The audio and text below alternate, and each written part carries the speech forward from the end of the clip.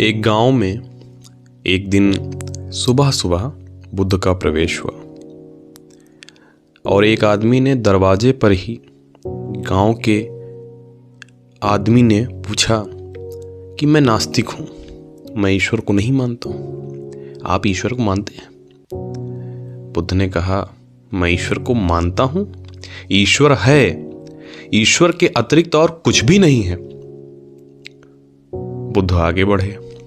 बीच गांव में एक दूसरे आदमी ने पूछा कि रुकिए, मैं आस्तिक हूं, मैं ईश्वर को मानता हूं, मैं पक्का विश्वासी हूं, आप मानते हैं? बुद्ध ने कहा, ईश्वर है ही नहीं, ईश्वर है ही नहीं, मानने का सवाल नहीं है, ईश्वर बिल्कुल नहीं है, ईश्वर से ज्यादा असत्य और कुछ भी नहीं। सुबह बुद्ध ने कहा ईश्वर है, वही सत्य है। दोपहर बुद्ध ने कहा ईश्वर नहीं है, असत्य है। सांझ को एक तीसरा आदमी आया और उसने कहा, मुझे कुछ भी पता नहीं है, ईश्वर है या नहीं, न मैं आस्तिक हूं न मैं नास्तिक हूं, मैं क्या करूं?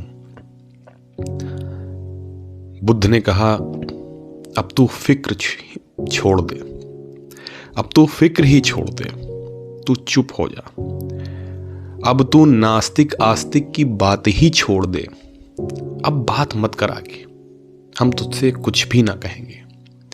यह तो ठीक थी क्योंकि यह 3 अलग अलग आदमियों से बात हुई। बुद्ध के साथ एक भिक्षु भी था, आनंद, उसने तीनों बातें सुन ली। उसकी मुसीबत आप समझ सकते हो। उसके तो प्राण संकट में पड़ गए कि मर गए, सच क्या है? सुबह यह आदमी कहता है कि ईश्वर है, दोपहर कहता है नहीं, सांझ कहता है छोड़ो, दोनों बातें बेकार हैं, चुप हो जाओ। रात जब सोने लगा तो वह आदमी करवट बदल रहा है। बुद्ध ने उससे पूछा कि बहुत करवट बदलता है आज, बात क्या है?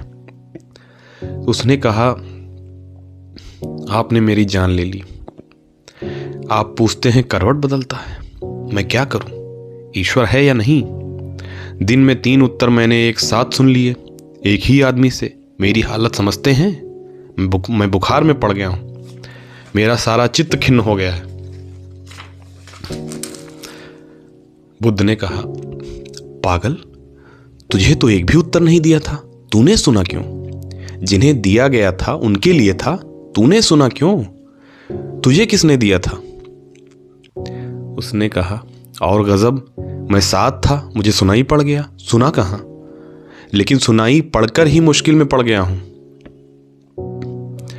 बुद्ध ने कहा, जो दूसरों के लिए दी हुई बातों को सुन लेते हैं, जो दूसरों के चले हुए रास्तों पर देखे जाते हैं, जो दूसरों के किसी भी तरह प्रभाव में पड़ गए हैं, उनकी ऐसी मुसीबत होती है। तुझे क्या मतलब था?